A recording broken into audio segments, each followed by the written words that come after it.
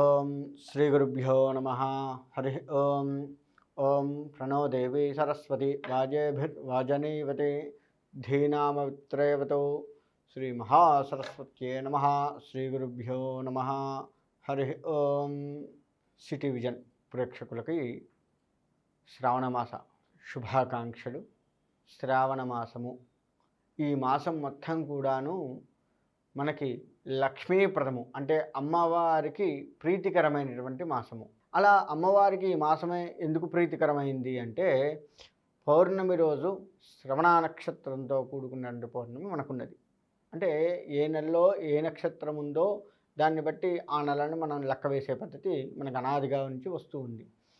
అయితే ఈ శ్రవణ నక్షత్రం అనేది మన కలియుగ వెంకటేశ్వర స్వామి వారి పుట్టినటువంటి నక్షత్రం, వారి జన్మ నక్షత్రం. అందుకని మనకి శ్రావణ మాసం మొత్తం కూడాను లక్ష్మీప్రదంగా చెప్పబడుతూ ఉంది. అయితే ఈ శ్రావణ మాసంలో మనకి అనేక రకాలైనటువంటి విశేషములు ఉన్నాయి, పండుగలు, ఆ అమ్మవారి గొప్పతనము, ఇదంతా కూడాను ఉంది.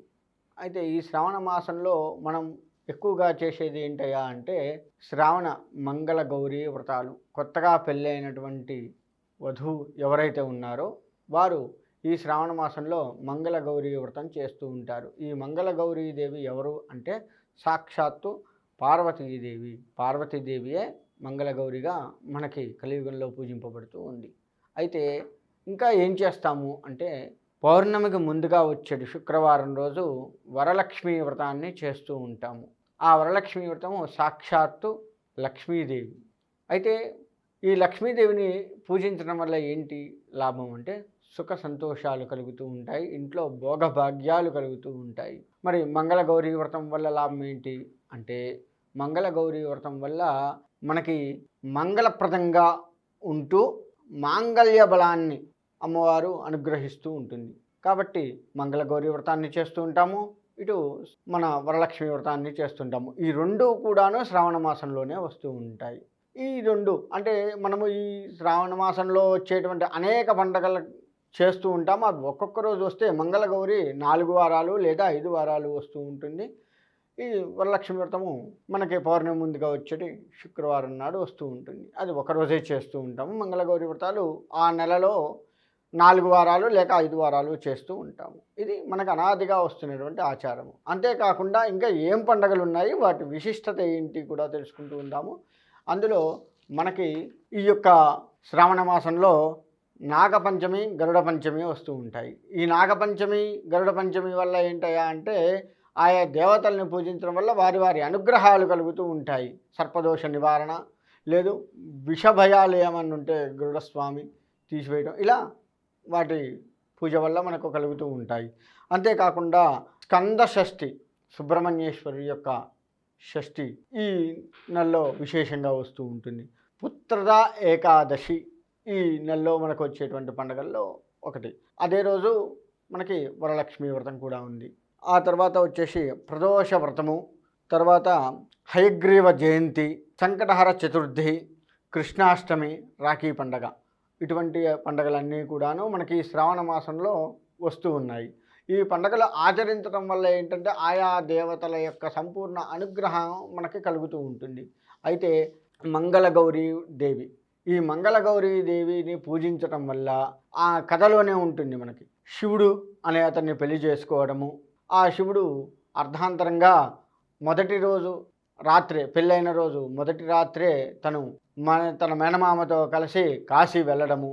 మళ్ళా శివుడు ఆ అమ్మవారిని పూజించింది కాబట్టి ఆమె తన భర్త వస్తాడు అని ఎదురు చూస్తుంది. ఆమె మంగళగౌరీ వ్రతాన్ని చేస్తూ ఉంటుంది. అయితే ఆ చేస్తున్న ఆ భక్తురాలు అభాసు పాలవుతుంది అని చెప్పేసి శివయ్య రూపంలోనే శివుడు, అంటే తన భర్త రూపంలో శివుడు నడయాడటము ఆ ఉండటం జరుగుతూ ఉంటుంది. అయితే అదే రోజు మళ్ళీ రెండవ రోజు రాత్రి, కొత్తగా పెళ్ళైన జంట కదా, రెండవ రోజు రాత్రి మళ్ళీ గదిలోకి పంపించగానే అక్కడ ఉన్న అతడు తన అసలు భర్త కాడు, నా భర్త ఎప్పటికైనా తిరిగి వస్తాడు అన్న సంకల్ప బలంతో తను ఆ గదిలోంచి బయటకు వచ్చి తన తల్లిదండ్రులకి ఆ చుట్టూ ఉన్నటువంటి వారికి చెప్పడం జరుగుతుంది.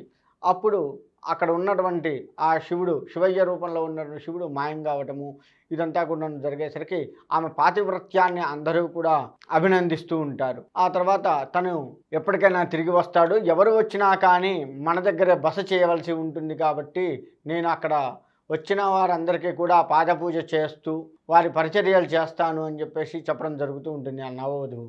అలా తను వచ్చిన వారందరికీ కూడా పరిచర్యలు చేస్తూ ఉంటే ఆ తర్వాత కొన్నాళ్ళకి శివయ్య తన మేనమామతో కలిసి అదే దారిలో వస్తూ అక్కడ బస చేయడం జరుగుతుంది. ఆ బస చేస్తూ ఉన్న తర్వాత ఆమె పాదపూజ చేస్తూ ఉన్న సమయంలో అతడే తన భర్త అని చెప్పేసి గుర్తుపట్టడం జరుగుతుంది. అప్పుడు తనని అడిగితే అవును అంటారు. దానికి గుర్తుగా ఆ రోజు రాత్రి తన ఉంగరాన్ని ఆ శివయ్య తన ఉంగరాన్ని కూడా ఆ పడక గదిలో మర్చిపోయిపోవటము, ఆమె దాన్ని సాక్షిభూతంగా చూపించడం జరుగుతుంది. దానికి కూడా శివయ్య అవును ఇది నా ఉంగరమే అని చెప్పేసి జరిగిన విషయం అంతా చెప్పగానే అందరూ కూడా ఆనందిస్తూ ఉంటారు. అయితే మళ్ళా నవవధుల్ని ఇద్దరిని కూడా పడక గదిలోకి పంపించగానే ఆ రోజు రాత్రి అమ్మవారు కల్లో కనపడి నీ భర్త అల్పాయుష్యుడు, తన ఈరోజు రాత్రితో తన యొక్క కాలం తీరిపోతుంది అని చెప్పడం జరుగుతూ ఉంటుంది. జరగగానే కలలో ఇదంతా కూడాను అమ్మవారు ఆ భక్తురాలికి చెప్పగానే మరి ఎలా నా భర్తను దక్కించుకోవాలి అని చెప్పేసి ఆమె అమ్మవారిని అడగగానే ఒక నల్లటి తాచుపాము అతన్ని కాటవేయడానికి తన సమీపంగా వస్తుంది. అప్పుడు నీవు ఒక పాల గిన్నెను ఆ తాచుపాముకి ఎదురుగా పెడితే అది పాలు తాగుదామని అందులోకి వెళ్తుంది. వెళ్ళగానే నీవు పసుపు గుడ్డతో చక్కగా మూతి వాసానికి కట్టి అటక మీద పెట్టి పడుకో, తప్పకుండా నీకు మంచి జరుగుతుంది అని చెప్తుంది. తర్వాత దాన్ని తల్లికి వాయినంగా ఇవ్వాలి అని కూడా చెప్తుంది. చెప్పగానే సరే అని చెప్పేసి ఆమె ఆ భక్తురాలు అలానే చేస్తుంది. తను కాటు వేయడానికి పాము వస్తున్న సమయంలో అమ్మవారు ఎలా చెప్పిందో అలా చెప్పి అటక మీద పెట్టి నిద్రపోతుంది. మరునాడు తెల్లవారుజామున స్నానం చేసి చక్కగా పూజాది కార్యక్రమాలన్నీ కూడాను నెరవేర్చుకొని ఆ అటక మీద ఉన్నటువంటిది వాయినం ఇవ్వమని చెప్పింది కదా అని చెప్పేసి తన తల్లికి వాయినం ఇద్దాం అని చెప్పేసి అటక మీద ఉన్నటువంటిది తీసి ఆ మూతికున్న కట్టిన గుడ్డని తీయగానే అందులో ఒక మంచి ముత్యాల హారం కనపడుతుంది.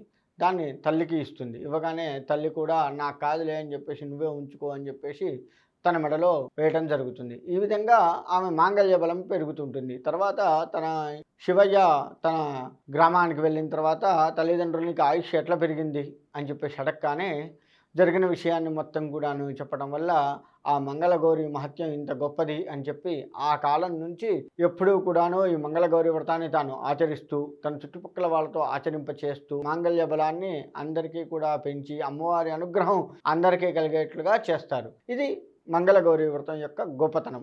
కాబట్టి ఎవరైతే స్త్రీలు అమ్మవారిని ఆరాధిస్తారో వారికి తప్పకుండా మాంగళ్య బలం పెరిగి అమ్మవారి కృపకు పాత్రులు అవుతూ ఉంటారు. కాబట్టి ఈ శ్రావణ మాసంలో వచ్చేటువంటి మంగళవారం నాడు అందరూ కూడా మంగళగౌరి వ్రతాన్ని ఆచరిస్తూ ఉండాలి. ఇది తల్లి దగ్గర నుంచి తీసుకోవచ్చు.